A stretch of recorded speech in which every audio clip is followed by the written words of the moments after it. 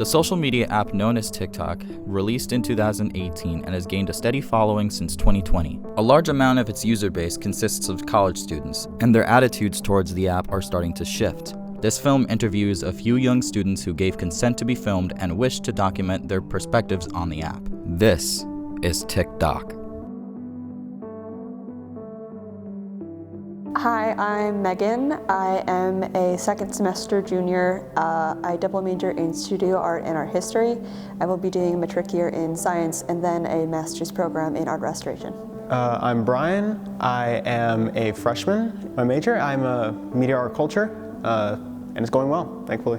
My name is Alex.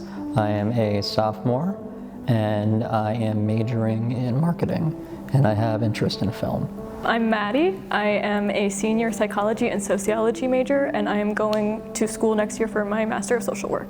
When did you first download TikTok?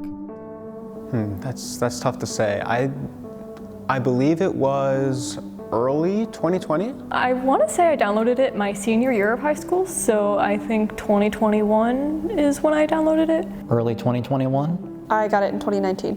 What side of TikTok is your For You page geared towards?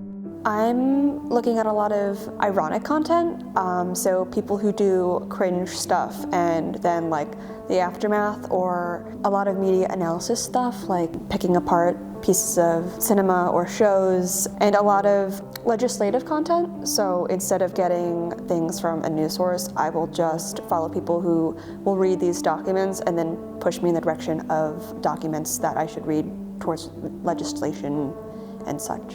So a lot of my TikTok is cat videos. I don't scroll on TikTok usually much on my own, so it is very dictated by what I'm sent. It's a lot of dad jokes, definitely. And other than that, it could be just like random like online like clips of just like random like movies or something that I don't know how they're uploaded in such high quality, but it happens. Probably comedy. A lot just of comedy and some movie news here and there. What is your favorite trend or meme that has originated from TikTok? I really like the Spider-Man memes. I think they're interesting because Into the Spider-Verse is like such a fantastic piece of media, and then, you know, things that come out of that are really funny. I really enjoyed the Kingpin love the Mets joke because I think he looks like my dad a little bit, but I also enjoyed the nuh-uh things. And then also making fun of people who do commentary on them, like someone looked at Miles Morales in a video game and then like said some weird thing about him doing a backflip off the building of like all of the exaggerated swagger of a black teen in America. Like, and I think that's like, there's no need to like go that far in depth. So I think everything that's come out of that piece of media has been really funny to interact with. I think this is something from like pretty recent. In Ireland, in Glasgow, right? There was the Wonka chocolate experience, which was it was essentially a scam. A bunch of people got hired for something and never got paid to essentially put up something that looked like a high school like drama like play, but it's worse than that. Yeah, it's like it was like 3 like set pieces, and there's like a script that like no one really knew what to do with, and there was only enough candy and stuff to only give each child a jelly bean and a small cup of lemonade. That's it. That was it. From that, there's been a lot of memes and stuff like the Willy Wonka actor like introducing this character which just hasn't been a part of anything called the Unknown, and it's just that one clip of the Wonka guy saying like, "Who is that? It's the unknown." And it's just some person just like in like a weird like reflective mask, just like creepily like crawling up behind a mirror, and you can hear after just the kid's just terrified like, "No." And post it's like that's like the funniest thing ever. So yeah, that's a really good question. I don't actually know if I have an answer to that because I do just usually look at cat videos. How much time do you usually spend on the app? It's definitely a lot. I could definitely like even pull out like the screen time that I have on my phone, but just from guessing, I'd say about 1 hour to 2 hours, because I have a timer on TikTok where it's like after like an hour of scrolling, it'll ask me to like put in a password just as like stopping you. They'll be like, "Hey, you've been here for an hour. Just like put in this passcode just to like if you want to keep going." And I think that has happened about almost every day. I've heard people like, "Oh, I went on TikTok and suddenly an hour passes," and I'm like, that's not true. And then 2 hours pass. And I'm like, oh, they weren't kidding. It's extremely addictive because with stuff like Instagram, they make you like click on the reels and stuff like that to get new ones, and even they have an addictive thing. But for TikTok, for some reason, the algorithm is really, really good and always gives you something you're interested in. So I could spend hours on it. It's really bad. Have you noticed any longer conversations being discussed among other creators on the app? What do you think about those conversations? I think it's mostly the biggest discussion I've seen garnished is like attention span. That's by far the biggest thing, in that is someone gonna actually sit through a full 2 minutes of some comedian, or are they just gonna keep going by and skip through and just try to find the best moments or stuff like that? So most of the discussion I've seen is related to just attention span. And as far as like, because I know there are many issues and many discussions on TikTok, I've seen glimpses of that. I try to just use it more for like just light entertainment. I don't want to like get wrapped up in, you know, other things. I want to be able to form my own opinion about more serious issues. Information can also be spread in shorter, like sort of videos. Yeah, longer videos do share more information, but I think that they can both coexist and do the same thing. There's many times on TikTok that part of the conversation isn't explored, and it's often just like, oh, here's facts and here's facts and here's facts, and then someone else saying, oh, here's facts and here's facts and here's facts. And often many people just don't get to like a conclusion. That definitely can be a problem. Fans of popular media have some of these conversations within their social circles, called fan bases or fandoms, which have expanded on TikTok. What do you think gravitates these fandoms towards the app? Oh, that's a tough one. I think it's a community. I think apps are cyclical. Like first there was MySpace, then there was Tumblr, and people moved or aged out of one thing, went to another, and then now Tumblr has kind of like taken its form on TikTok, but it's just a new medium. I think it's a little bit faster to access, because fandom has been around for years and years. Even before the internet, there were zines and people handing off their own content to other people at conventions and such. I think it's just where the safe space for those communities is now. People like talking to other people that have the same interests as them, so I think that is a big thing, because especially with COVID, you're not seeing people in person, face to face, and you're not able to have the same conversations.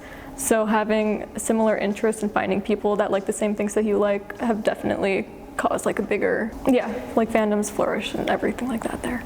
I think TikTok was, the original idea behind it, I think, was a lot of music. So, and a lot of it was supposed to be like trendy, snappy, quick music skits and stuff like that, or stuff that involved a lot of music. Yeah, so I think, called Musical.ly too? Yeah, Musical.ly was one. That's not the original form of TikTok, right? I'm not sure. But that was the basis. I think the fandoms that thrive the most are with music, because you see a lot on the app of Taylor Swift, Olivia Rodrigo, all that kind of stuff, just on the app a lot. And I see some stuff with movies too. There's a lot of like horror movie franchises, or of course Star Wars is a huge one, and just all these, they have all these discussions. I really don't know if it's the best format for discussion though. I really can't pinpoint what makes TikTok so attractive to people in larger fan bases. The only thing I can think of is just consuming content, because there's such an array of variety of content that, like I said, so quick and short form typically. You could just consume large amounts of it at once and just get your fix for the day. You can take in 20 different opinions about the same scene of a movie in like an hour. For example, the band 21 Pilots, there's been a lot of discourse on what is considered a good album. Their recent album, which came out in 2021, many people didn't like. It was Scaled and Icy, just because of like the way that it was very like mainstream-esque, and many people didn't like really like that, because the band has their own sound. It didn't really fit into that genre that they usually go into.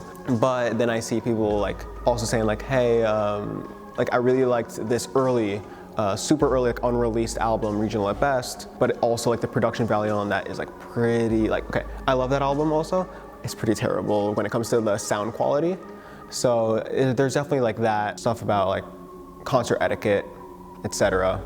Do you think a fandom's presence on the app may affect someone's media literacy?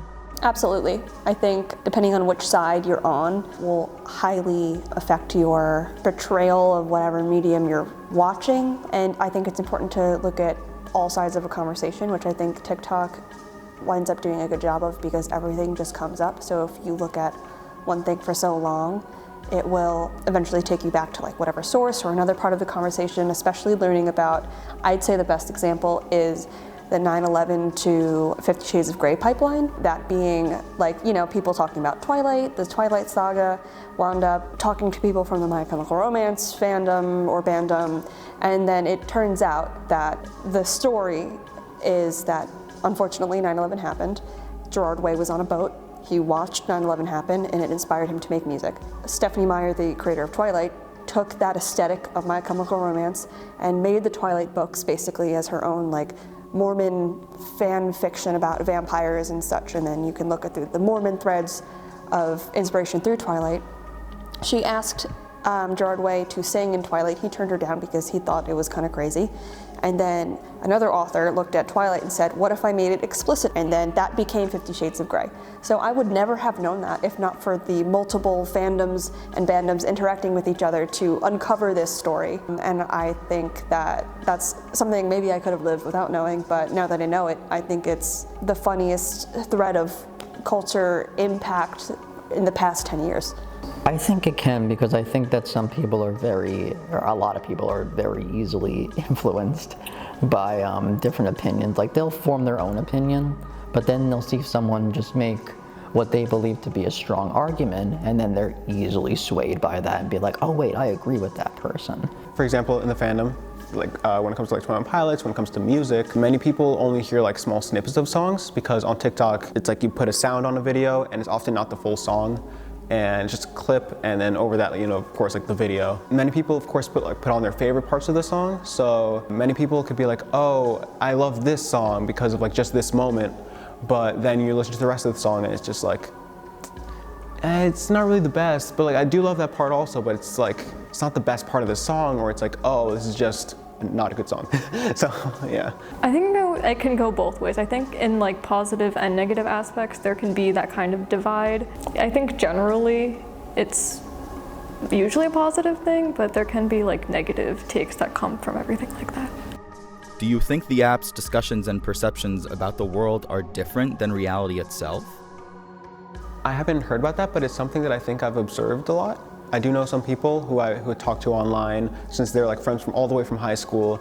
And this person I know, they've been online a lot, as in like, even off of TikTok, like if they go on Instagram and something similar, like Instagram Reels, they're like constantly on that, sending me things almost every day. So, and you can see that like sometimes in conversation that we have, it's just like, it's very quote unquote TikTokified, if that's good to say. Like many times like they like talk about like a movie or something. It's like, oh man, I heard about this movie, is it good? Or they're like, oh, I really like this movie, and like I like this part of this and this and that, and I also heard about this part of this fandom and stuff. And then like after further conversations, we realized like, oh, like they've only seen like clips of things on TikTok. It's only just like very short parts and not really like the full picture. So they didn't really like experience like the entire thing, or weren't able to like have that long like span of watching something. And it's often led to just like, do you know that? Or is that like just you saw someone's opinion on it on TikTok and didn't really decide to look into it further? I think some people can take it like that. I think for the majority of people, no, but I think, well, I like, you know, cringe content and focusing on people like that. I think a portion of them do, like when people like take things too far, kind of, but I think it's a small section that kind of gets blown up. Yes, absolutely. Social media and TikTok especially are very fabricated. People only want to show usually the good parts of their life, and so people kind of live completely differently online than they do in person. And I do definitely think that that has an impact on both like social relationships and just the individual themselves. I think anything that is sensational gets blown out of proportion just for shock value, and then eventually it either becomes accepted or something that kind of fades away into a fad. Well, it's just reactionary content though. As you may have heard, Congress passed a bill that the president signed into law that is designed to ban TikTok in the United States. That will take TikTok away from you and 170 million Americans who find community and connection on our platform. Make no mistake, this is a ban on TikTok and a ban on you and your voice. I think that it's stupid. I think that it's, you know, the antithesis of the free market that the United States wants, and I think it's an un-American policy because if the only access of information that we have is through American sources, then it's going to be regulated by American government. I don't think that's very indicative of free speech. It's actually ironic because the freedom of expression on TikTok reflects the same American values that make the United States a beacon of freedom. TikTok gives everyday Americans a powerful way to be seen and heard, and that's why so many people have made TikTok part of their daily lives. I know that it exists. I don't know much about it. I've heard a lot about it. Personally, I don't think it's a good idea. Not just for just people being like, oops, it's another piece of social media that's just not going to be here. But as I heard before, it was it could be seen as people in power being like, hey, there's a lot of people getting together for things. This is kind of scary. As was said before, many people fear having that ability to talk about information quickly, which is something that I do like about TikTok, that you can have a lot of information, and there's not many other social media apps that can do that, and I think that's feared by a lot of people. People are very persistent, especially online where they don't really have a face to show. So I think if enough people kind of combat something like that, then it'll just fall through and it won't actually happen. Rest assured, we aren't going anywhere. We are confident and we will keep fighting for your rights in the courts. I don't have any strong opinions on it, but I do think that the app is definitely data harvesting. There's no denying that because of the algorithm. It knows what we like, clearly. But in the grand scheme of things, I think every other social media platform does it. Again, I have no extensive knowledge of this, so if I'm saying anything wrong, cut it out. But I mean, I think TikTok might be one of the biggest offenders of this. I don't know, data harvesting and really taking information, because it is very scary. It gets to a scary degree when you log on to TikTok or Instagram and you were talking about something in conversation and it is just there, just on your screen in an ad or in a reel form or in a post. That's very concerning. Unless there are, which I'm sure there are, other factors to this bill being passed. I really think that if we're gonna go for TikTok, I think a lot of the other ones should be gone after as well. Yeah, that's really about it. I don't think it's the most pressing issue we have right now, honestly. Through our US data security efforts, we have built safeguards that no other peer company has made. We have invested billions of dollars to secure your data and keep our platform free from outside manipulation. I don't know how much worse it can get. I mean, whether or not it will pass, it's pretty worrying, It's pretty worrying just seeing how a lot of people in power are just gearing more towards oh, we're gonna ban this because it might go against what someone believes. Our community is filled with people who have found acceptance and compassion, offered inspiration and encouragement, increased their awareness and broadened their perspectives, ultimately adding more delight and joy to their lives. The social media is scary. TikTok especially is scary, especially the fact that younger generations are growing up on it. So it's hard for me to imagine how much worse it could get, because I feel like we're already pretty down there. It all depends. It depends on what company chooses to buy it. I think that depending on the company, they may try to address some of the concerns that the bill has with it, or the reason they have the bill. They may be like, okay, we're gonna buy it and we're gonna make sure that we don't harvest your data as much, or we don't do all these things that you say are bad. Or someone could buy it and just keep it the exact same way it is and make it worse. There's really no telling. It could go either way. While we make our case in court, you'll still be able to enjoy TikTok like you always have. In fact, if you have a story about how TikTok impacts your life, we'll love for you to share it to showcase exactly what we're fighting for. Meanwhile, we will continue to invest and innovate to keep our community vibrant, exciting, and safe. I don't think I could tell you, and I don't think I'd be an expert on that because I am a 20-year-old in college. All right, well, I think that's it. Thank you so much. Thank you. That probably should be it. All right, yeah, thank you. Well, we got to get you back to your class, so thank you so much. That's true. Yeah, thank you. That's everything? Of course. Take care.